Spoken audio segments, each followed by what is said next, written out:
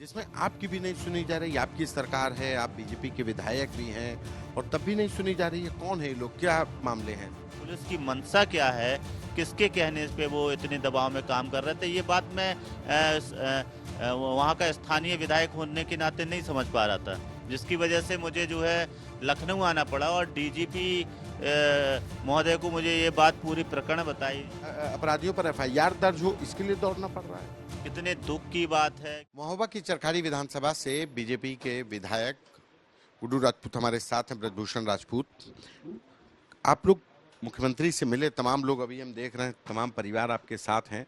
क्या हो गया है कि आपको महोबा से यहाँ आना पड़ा, मुख्यमंत्री से मिल रहे हैं, डीजीपी से मिल रहे हैं? अपराध बढ़ रहा है, हत्या हो रही हैं और उन जो हत्यारे हैं उनके खिलाफ तुरंत की तुरंत पुलिस के द्वारा कार्रवाई नहीं हो रही है। इसके लिए मुझे डीजीपी, प्रमुख सचिव गृह, माननीय उप मुख्यमंत्री, माननीय मुख्यमंत्री जी से मिलकर इन लोगों की मदद करानी पड़ रही है।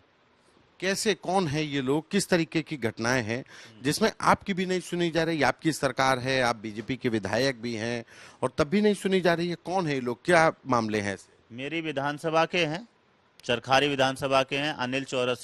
अनिल चौरसिया जी की हत्या हुई है और सीसीडी कैमरे में बकायदा वो पूरा हत्या का प्रकरण कैद हुआ है और सीसीटीवी में है पूरा शो? हाँ, पूरा मामला सीसीडी में है। आपको वो सीसीडी की कॉपी दे दी जाएगी, आप उसे दिखा सकते हैं आप अपने चैनल में।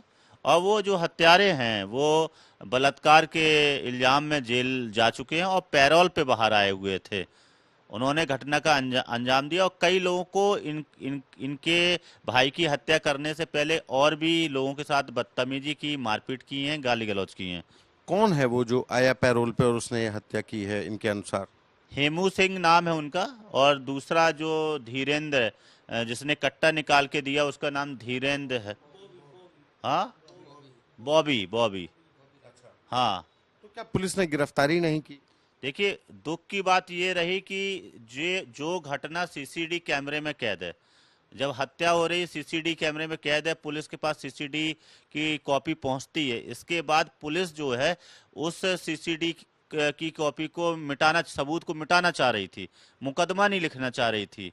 डीआईजी बांदा को जब मैं फ़ोन करता हूँ, वो फ़ोन करते हैं तो वो तब थानेदार जो है मुकदमा 304 में दर्ज करता है, 302 का मुकदमा 304 में दर्ज करता है जब डीआईजी फ़ोन करते हैं। सोचिए आप, जो घटना, जो हत्या सीसीडी कैमरा इतना पुख्ता सबूत के बाद में भी 302 लगाने की बजाय 304 में मुकदमा दर्ज हो रहा हो, तो पुलिस की मंशा क्या है, किसके कहने पे वो इतने दबाव में काम कर रहे थे, ये बात मैं वहाँ का स्थानीय विधायक होने के नाते नहीं समझ पा रहा था, जिसकी वजह से मुझे जो है लखनऊ आना पड़ा और डीजीपी महोदय को मुझे ये बात पूरी प्रकरण बताई। जब उन्होंने फ़ोन किया तब जाकर रात को लगभग 10 बजे के बाद में इन लोगों को पास फ़ोन पहुंचता है और फिर जो है वो विवेचना में जो है उसको जो है 302 में मुकदमा धारा बढ़ाई जाती है। मुकदमा तो पंजीकृत पहले हो गया था। सरकार, आपकी सरकार कहती है अपराधियों के लिए जीरो टॉलरेंस, एनकाउंटर भी कर रही है, full encounter, half encounter, gangster act, तमाम चीजें हैं, उसके बाद भी ऐसी परिस्थितियां। ये समीक्षा का विषय है। माननीय मुख्यमंत्री योगी आदित्यनाथ जी को इसकी इसकी समीक्षा अच्छे स्तर से करनी चाहिए, क्योंकि मुझे लगता है जिस तरीके से ये अधिकारी जो हैं गुमराह करने का भी काम कर रहे हैं। हमारे मुख्यमंत्री जी की मंशा साफ है, मगर अधिकारी कहीं ना कहीं माननीय मुख्यमंत्री जी को गुमराह कर रहे हैं, जिसकी वजह से बहुत से लोग ऐसे हैं जो प्रताड़ित हैं, पीड़ित हैं और उनकी सुनवाई नहीं हो पा रही है। आज अगर कैमरा लगा के चारों तरफ देखेंगे, ये कमरा पूरा भरा हुआ है।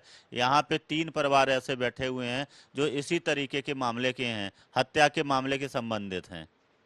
ये तो आपका महोबा का हो गया। दूसरा मामला आप फर्रुखाबाद की बता रहे हैं, ये क्या मामला है? ये भी हत्या का मामला है। इसमें भी पुलिस ने कार्रवाई नहीं की? हाँ, पुलिस ने कार्रवाई नहीं की। अभी लगभग 80 दिन हो गए। 80 दिन हो जाने के बाद में भी जिनके ऊपर इनको शंका है, जो इनको पता चला कि किन लोगों ने इनके लड़कों की हत्या की है उनके नाम इन्होंने थाने में दे चुके, एसपी को दे चुके। सभी हमारे और भी ब्रजेश उप मुख्यमंत्री ब्रजेश पाठक जी को इनको लेकर मैं गया था, उनने भी फ़ोन किया लगभग 15 दिन पहले। इसके बाद में भी उन अपराधियों के नाम एफआईआर में शामिल नहीं किए गए हैं। इसके बाद मैं फिर परसों जो है माननीय मुख्यमंत्री योगी आदित्यनाथ जी के पास इनको लेके गया था। आप बीजेपी के विधायक और आपको अपने क्षेत्र के लोगों के लिए, दूसरे जिले के क्षेत्र के लोगों के लिए अपराध में सिर्फ कार्रवाई के लिए दौड़ना पड़ रहा है? अपराधियों को एफआईआर दर्ज कराने, अपराधियों पर एफआईआर दर्ज हो, इसके लिए दौड़ना पड़ रहा है? अपराधियों के नाम एफआईआर में लिख जाएं, इसके लिए दौड़ना पड़ रहा है।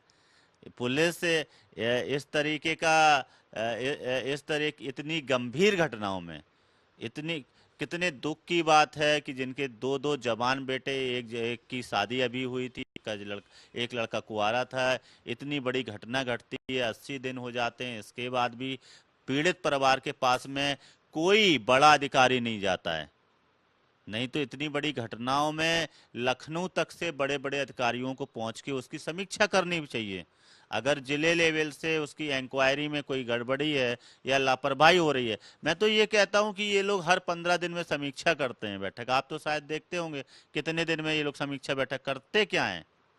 ये यहाँ एक प्रश्न खड़ा हो रहा है कि अगर ये घटना घट रही, आप अपनी सरकार पे ही सवाल खड़े कर रहे हैं। मैं समीक्षा बैठक लेने वालों के ऊपर सवाल खड़ा कर रहा हूँ।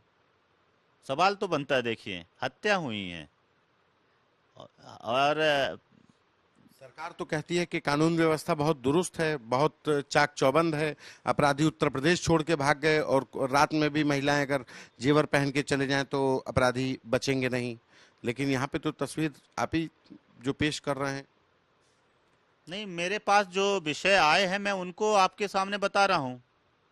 जो विषय आएगा तो मैं जनप्रतिनिधि हूँ, मेरा कर्तव्य है कि आपने मुख्यमंत्री के सामने ले गए इन लोगों को। कर्तव्य है कि मैं अपनी सरकार के सामने, अपने मुख्यमंत्री के सामने, अपनी पार्टी के सामने, मीडिया के सामने अपनी बात कहूँ। इसीलिए जनता ने मुझे चुना है, जनता ने मुझे चुना है। और यहाँ पर बैठे अगर मेरे समाज के साथ में जो घटनाएं घट रही हैं, अगर उन लोगों ने मुझसे उम्मीद रख रहे हैं, आ रहे, तो मैं अपनी बात कर रहा हूँ बस। आप मुख्यमंत्री से मिले, मुख्यमंत्री से मिलने के बाद भी कार्रवाई नहीं, मुख्यमंत्री से मिले तो क्या हुआ?